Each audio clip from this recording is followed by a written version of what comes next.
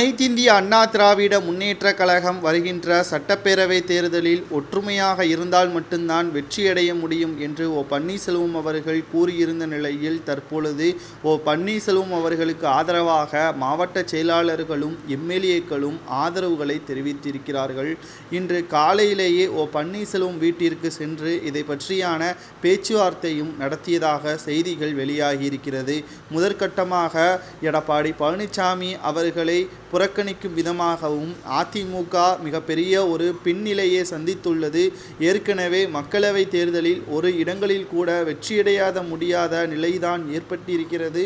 மேலும் 2026 சட்டமன்ற தேர்தலில் திமுகவானது 200 தொகுதிகளை கைப்பற்ற வேண்டும் என்று இலக்கோடு செயல்பட்டு கொண்டிருக்கக்கூடிய நிலையில் மீண்டும் அதிமுக சுயநலமாகத்தான் சிந்தித்து வருவதாக தற்பொழுது அதிமுகவின் தென் மாவட்ட நிர்வாகிகளும் எம்எல்ஏக்களும் கூறியுள்ளனர். கிட்டத்தட்ட எடப்பாடி பழனிசாமி அவர்களை பொறுத்தளவிற்கு அதிமுக ஒன்றிணையக்கூடாது என்று நினைத்து கொண்டிருக்கிறார். அது முற்றிலும் சாத்தியம் அல்லாதது என்றும், நிச்சயமாக அதிமுக ஒன்றிணைந்தால் மட்டும்தான் வருங்காலத்தில் ஆட்சியை கைப்பற்ற முடியும் என்றும் பன்னீர்செல்வம் அவர்களுக்கு ஆதரவு தெரிவிக்கும் விதமாக அதிமுகவை சார்ந்த சில முக்கியமான நிர்வாகிகளும் தென் மாவட்ட எம்எல்ஏக்களும் பன்னீர்செல்வம் அவர்களது வீட்டிற்கே சென்று தங்களது ஆதரவுகளையும் தங்களது ஒற்றுமையாக இருக்க வேண்டும் என்பதையும் தெரிவித்திருக்கிறார்கள்.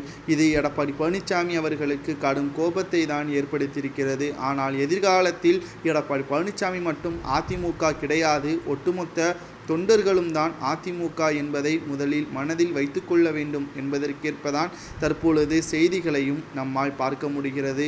ஒட்டுமொத்தமாக அனைத்திந்திய அண்ணா திராவிட முன்னேற்றக் கழகம் 40 தொகுதிகளிலும் தோல்வியை தழுவி 7 இடங்களில் டெபாசிட் இழப்பு, 14 இடங்களில் 3வது இடத்திற்கு தள்ளப்பட்டது போன்ற அனைத்து தகவல்களும் இணையதளங்களில் வெளியாகி அதிமுக இத்தனை ஆண்டுகளாக கட்டிக்காட்டு வந்ததை ஒரே நொடியில் அனைத்தையுமே மிக மோசமான நிலைமைக்கு எடப்பாடி பழனிசாமி அவர்களது தலைமை செயல்பாட்டின் காரணமாக அதிமுகவை கவலைக்கிடை நிலமாக மாறிவிட்டது என்பதையும் நம்மால் பார்க்க முடிகிறது.